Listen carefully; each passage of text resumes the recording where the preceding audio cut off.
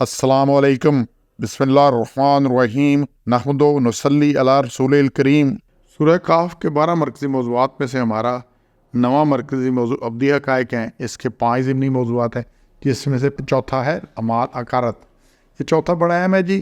بندہ بڑا کچھ کرتا ہے اور وہ سب سے زیادہ نقصان میں بندہ ہے جس نے بڑا کچھ کیا لیکن قیامت کے دن اس کے اعمال کا وزن ہی قائم نہ کیا جائے، سرے سے ہی کچھ نہ ہو، تو یہ کیا کچھ ہوگا؟ سب کچھ یہ ایسے ہی ہے جیسے آپ کہیں گے آپ نے بڑی کرنسی لی، بڑا کچھ لیا اور وہاں جا کے پتہ لگا یہ ساری جعلی تھی۔ اور نہ صرف جعلی پہ یہ ہوگا کہ وہاں پہ ایک تو فائدہ نہیں ہونا آپ کو انہیں، اور دوسرا پولیس پکڑ کے لے جائے گی۔ انڈیا میں کتنے لوگ پکڑے جاتے ہیں، وہ بارڈر کے اوپر پہلے ہی جعلی کرنسی وہ دیتے ہیں، پھر اس کے بعد پکڑ لیتے ہیں یہ جی جعلی کرنسی چلانے لگے ہو۔ تو یہ اس طرح یہ اعمال اقارت جائیں گے۔ 105 آیت کو دیکھیں اور سمجھے اس سے ہم نے اپنے اعمال اقارت ضائع نہیں کرنے۔ یہ کون لوگ ہیں؟ جنہوں نے رب سے ملاقات کا انکار کیا۔ جس نے اللہ سے ملاقات ہے، اللہ پیشی ہونی ہے، جب پتہ ہو کہ افسر کے سامنے پیشی ہونی ہے تو کیسے ہوتے ہیں، کیسی تیاری کرتے ہیں؟ انکم ٹیکس کا نوٹس آ جائے کیسی تیاری کرتی ہے؟ تھانے سے ایس ایچ او کو آ جائے کہ جی آئیں ادھر حساب دیں، بات کریں، تو کیسی تیاری کر کے جاتے ہیں پوری طرح۔ تو اللہ سے ملاقات کی تیاری کرنی ہے، اس کو ذہن میں رکھنا ہے کہ جس نے تیاری نہیں کی، جب اس نے اللہ سے ملاقات کا وہ کرے گا، جس نے اللہ سے جزا لینا ہے اور اللہ سے ڈرے گا، جزا سزا دینی ہے، جس کا خیال ہے کہ کوئی ایسا کام نہیں ہونا، تو پھر کس بات کا اس نے اجر لینا ہے؟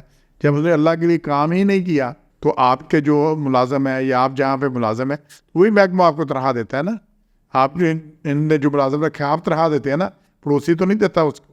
تو جس کے لیے آپ کام ہی نہیں کر رہے، جس کے آپ ملازم ہی نہیں ہے، جس کی آپ سنتے ہی نہیں ہیں، اس نے کدھر سے آپ کو دینا ہے؟ اس لیے منکرین جو احکام الہی ہیں، جتنے بھی منکرین ہیں اور احکام پہ جو عمل نہیں کرتا وہ کیا ہے؟ وہ آخرت کا منکر ہے اور اس کے اعمال ضائع ہیں، اور ان اعمال کا نہ کوئی وزن ہوگا، نہ خصیت ہوگی، نہ کچھ ان کے کچھ اس کا اجر ملنا ہے، یہ سب ضائع جانا ہے۔ 5واں اور آخری جو اس میں ضمنی موضوع ہے جس کا ابدی حقائق کا، وہ ہے انجام۔ یہ 106، 107، 108 سے 3 نکات ہیں۔ پہلا، یہ کفار اور رسولوں کا مذاق اڑانے والے جہنم رسید ہوں گے۔ یہ ہونا ہی ہونا ہے کہ ان کا بدلہ کیا ہے؟ جہنم ہے۔ یہ جتنے مذاق اڑانے والے اور جتنا احکام نہ ماننے والے ہیں، کہ اب دیکھیں جو اللہ کا حکم مانتا ہے اور جو نہیں مانتا، کہ اللہ برابر کر دے گا ان کو؟ جو رسولوں کی اتباع کرتے ہیں، پوری طرح چلتے ہیں، ان کا ساتھ دیتے ہیں، اور جو مذاق اڑاتے ہیں، نہیں سنتے، کیا اللہ ان کو برابر کر دے گا؟ ایسا نہیں ہونا۔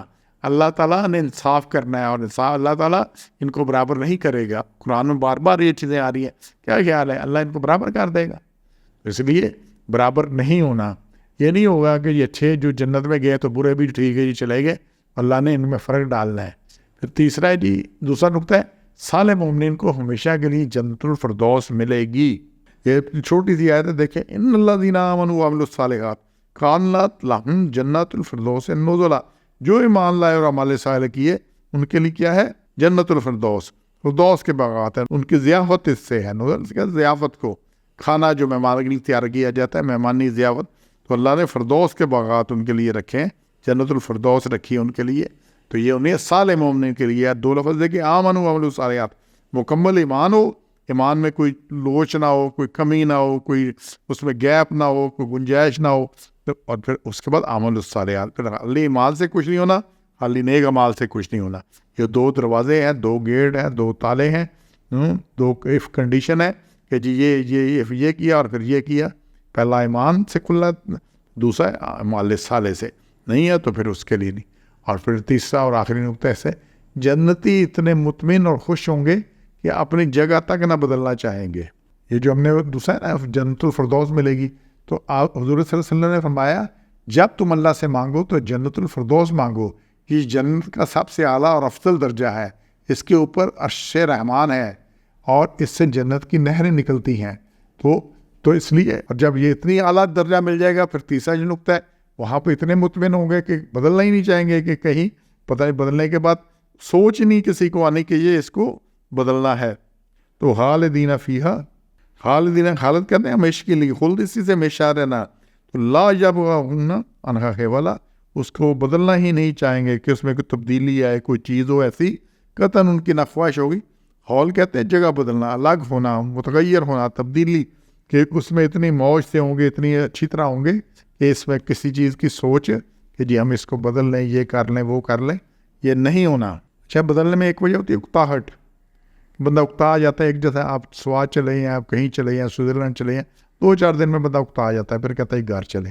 کہیں بھی چلے جائیں, کھانا ایک بہترین کھانا کھائیں, بندہ اس سے اکتا جاتا ہے.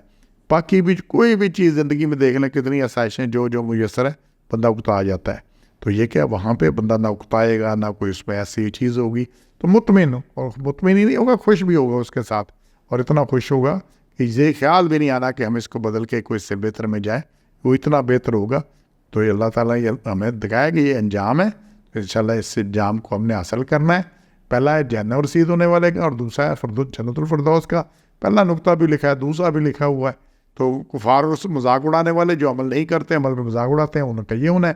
اور دوسرا ہے جو صالح ہیں مومنین ہیں, ان کے لیے دوسرے جنت الفردوس ہے. انہی دو میں فیصلہ ہونا ہے. انہی دو کی بات ہے. بات یہ پہلے میں ہے یا دوسرے میں ہے, اس سے زیادہ کوئی مسئلہ ہے نہیں. سبحان ربک رب العزت عما یصفون وسلام علی المرسلین والحمد للہ رب العالمین.